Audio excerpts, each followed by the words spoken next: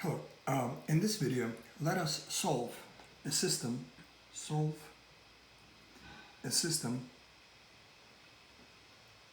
of linear equations using substitution. Now, when we solve a system of linear equations by hand, there are two choices that we have. The first method is called substitution. The second method is called elimination.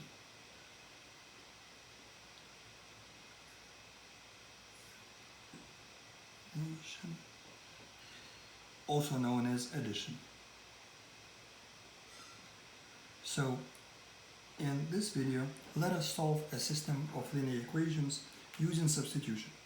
And then we will do the same exact system using elimination to show that both methods actually give us the same result.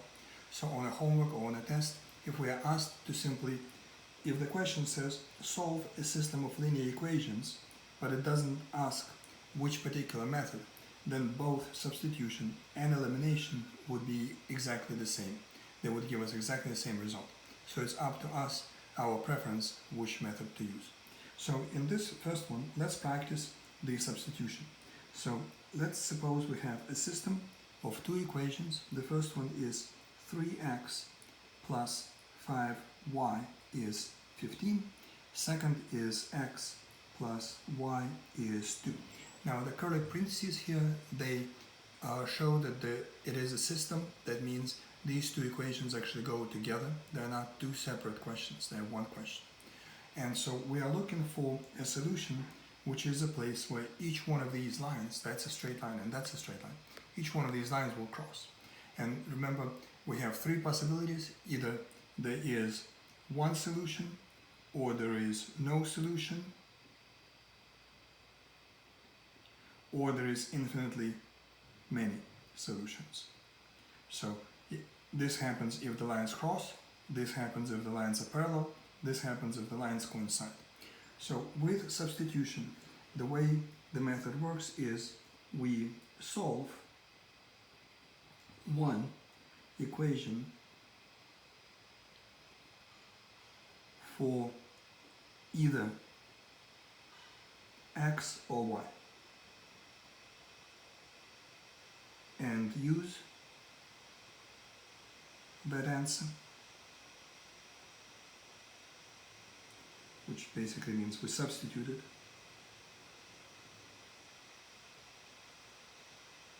into our second equation. And we choose the equation that is the easiest to solve. So let's say we wanted to solve the first for the x.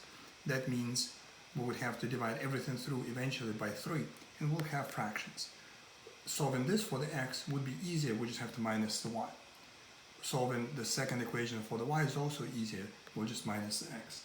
And let's do that. Let's actually solve the second equation for the y, which means we minus x from both sides, and that makes y equals 2 minus x. Now, if y is always 2 minus x, that means we can use that same y in place of a y in the first equation. And that's what substitution is. We will substitute this y for this y because they're the same. And that looks like we now have 3x plus 5 and then times the y, which is 2 minus x, and then back to the original equation, which equals 15. So this is the new setup. Here we have just one equation, one unknown, and that means we can solve it. Now, to solve this, we use the order of operations. We simplify it first, and then we solve. So in the order of operations, parentheses are done first. There is nothing to simplify inside the parentheses. Exponents, there are no exponents. Multiplication and division comes next. So 5 times 2 is 10. 5 times negative x is negative 5x equals 15. Now 3x minus 5x is always going to be minus 2x plus 10 is 15. Now to get x by itself, we minus 10 from both sides, minus 10, minus 10. That makes negative 2x is 5. And to get x by itself, we divide both sides by negative 2, negative 2, negative 2. And that makes x is negative 5 halves, or negative 2.5. Either one. So either negative 2.5 or the 5 halves. Now that's the first coordinate. Remember that we are looking for the ordered pair where the lines crossed, and the negative 5 halves is the x coordinate of our intersection. Now we're looking for the y. To get the y, all we need is any equation that has y. So we could plug in our answer, negative 5 halves, into either this x or this x and get the answer. But this here is already solved for the y. All I need is the x. So if I replace this x with our answer, negative 2.5, we'll get the y coordinate as well. So here is the y, which was 2 minus x, and the x is negative 5 halves. Two negatives together make a plus, which means we have 2 plus 5 halves. Common denominator is 2. So 4 plus 5, which is 9 halves, or 4.5. So the second answer is 9 halves. So this is the solution to our system of equations. If I was asked this question on a homework or on a test, oftentimes this would be the final result. It's an ordered pair, the two numbers, that x and the y coordinate of the place where the graphs crossed. Now, if I wish to check this with a calculator, I would need to solve both equations for the y. I already have that answer here. For the second equation, I already have that. For the first, I don't, so I need to solve this equation for the y, because my calculator can only accept all the inputs as y equals. So if I start off with 3x plus 5y is 15, and I want to get y by itself, that means I have to subtract 3x from both sides to move it over. That makes 5y is 15 minus 3x. To cancel the times by 5, we divide by 5 both sides, like so, and that's it. So y is 15 minus 3x, all of it divided by 5. We could separate the terms, 15 over 5 minus 3 over 5x. 15 goes into 5 3 times, minus 3/5 x.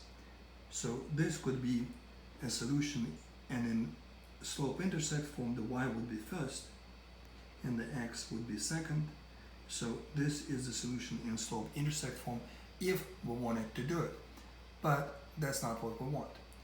We simply need the y in any form. We don't care. The calculator does not care if we have managed to simplify it this far, or if it's like this, or if it's just like this. So we will use this form, the simplest form, to type in. So here is our y. Clear the screen. The first is just the way it appears here, 15 minus 3x, all quantity divided by 5. And then the second equation is our second equation here is 2 minus x, and let's look where they intersect. So graph, here comes the first, and there is the second. We can see they intersected here, so at this location. So let's use second to calculate to find what it is. Intersect, and is this the first curve? Enter yes. Second, enter yes. Yes, sure. So the answers from the calculator, here they are. Let's zoom in a bit. They are negative 2.5. Let's come back out here. Negative 2.5 and 4.5. Those are the same decimals, that we had negative 2.5 and 4.5, they're exactly the same decimals that we found by hand. So this way we can see visually where the lines cross. We can also see that we found the correct points by hand, and that's all that we need to do for this question. Now in the next video, let us use the second method, the elimination, to solve the same exact system and show that the answers would be the same. Thanks a lot for your time. Take care.